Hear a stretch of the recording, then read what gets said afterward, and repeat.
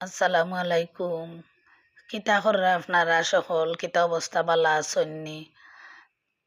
আশা করি বালা আছেন। আমিও আলহামদুলিল্লাহ বালা আছি। তেও আজকে বহুত দিন বাদে মনে হইল ডাইল একটু অন্যভাবে রাঁধতাম। অন্যভাবে বলতে ডাইল বুনা করতাম। প্রত্যেক দিনের ডাইল পাতলা ডাইল রাঁধি। তেও আজকে সকালে উঠে হই আজকে একটু বুনা করিলিমু দেখি কিলা লাগে। প্রত্যেক দিন একলা খান আসলে ভাল লাগে না। ডাইল বুনা আমারও মজা লাগে, আবার বাচ্চাইনতেও তারারও ভালো লাগে। তারা হয়েছে ও কারণে হই পেঁয়াজ কাটিয়া আর কাঁচামরিচ দিয়া হলুদ দিয়া আমি ডাইল খুব সাধারণভাবেও আমি আসলে ডাইল বুনা করি, অন্য কিছু আর দেই না, কিন্তু মজাও লাগে।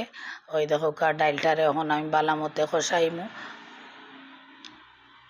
তো এই ডাইলটা আমরা প্রত্যেক দিনেও রান্দা লাগে, মানে পাতলা ডাইল ডাইল ডেইলিও একটা থাকতে হইব। ডাইল ছাড়া উপায় নাই, যে কোনো তরকারিও রান্ধি না খেনে ডাইল মানে আমরা লগে লাগেও। একদিন ডাইল না রানলে বাচ্চান তখন ডাইল খানে রানলে না, ডাইল সব সময়ও লাগে। তো কারণে প্রতিদিন আমরা ডাইল একটা তাকেও। ওই দেখো ডাইলটারে আমি বালা মতে মানে সিদ্ধ হয়ে গেছে, সপ্তাহ দিয়া একলগেও সিদ্ধ করি লাইছি। এখন ডাইলটারে বালা মতে আমি গোটা দিমু, দিয়া একবারে মানে ডাইলটারে নিমালিশ করি লাইমু। আর ইবাই দি মাছ বিরানো বুয়াই দিছি, বড় মাছ বলতে ফাঙ্গাস মাছ, যা আমার একটা প্রিয় মাছ। আমি ফাঙ্গাস মাছ খুব বেশি পছন্দ করি।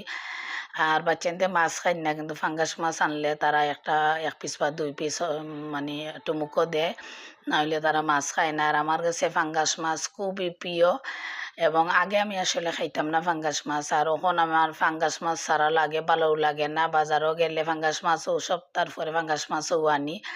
অন্যান্য মাছ আনি না এমন কথা নাই, আনি, কিন্তু বেশি অংশ এখন আমি ফাঙ্গাসও আনি।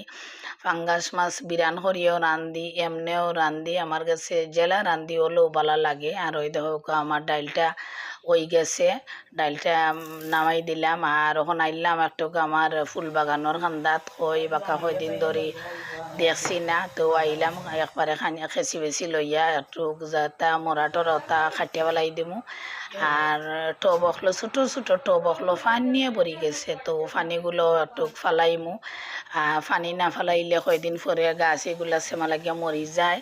তো ওই দেখো আমি আটি আটি দেখলাম যেন কিতা অবস্থা গাছ অখলোর।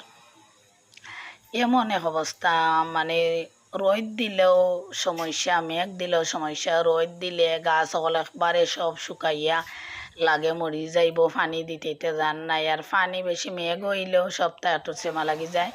তো ওই দেখো একটা সপ্তাহ করিয়া আমি দেখলাম। আর এবার এই টাইম ফুল ফুটে আমার কাছে খুবই ভালো লাগে। এটা হইল গিয়া আমরা দুপুরের 12টা পরের ভিডিও, আমি রাত ভিডিওটা ছাড়লাম সপ্তাহ ঠিকঠাক করিয়া। ওই দেখো সব ফুল গাছ আমার পানি জমিয়া বই থাকছে, তো সব ঠিকঠাকে পানি আমি হরাইয়া দিলাম।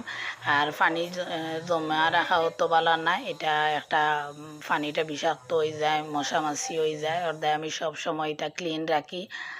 আর খুব রোদ উঠছে, মানে সিনাইটা দেখে অত বুঝরা যেন রোদে অবস্থা খারাপ, খুব বেশি রোদ উঠছে।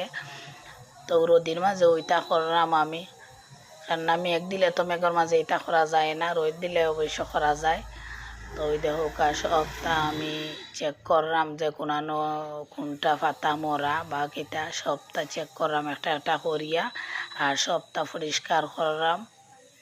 আর আমার কাছে মন্দ লাগে না আসলে ফুল গাছ খাম করা, পরিষ্কার করা, এটা আমার কাছে খুবই ভালো লাগে। এটা সেবা যত্ন করা আসলে আমার কাছে ভালোও লাগে, খারাপ লাগে না। তো কয়দিন পরে আমি ফুল গাছগুলো আমি এরকম মানে যত্ন করি, সপ্তাহ দেখি ঠিকঠাক আছে নি। আর মাশাআল্লাহ আমার সব গাছ সকল সুন্দরভাবে ডাক দিছে, ভালোও লাগে। আর অনেকটা গাছটাকে আমি আবার সারা করি নতুনভাবে করিয়া, ফুলের টবগুলা সুন্দর করি। তো ভালো থাকুক আপনারা সকল। আসসালামু আলাইকুম।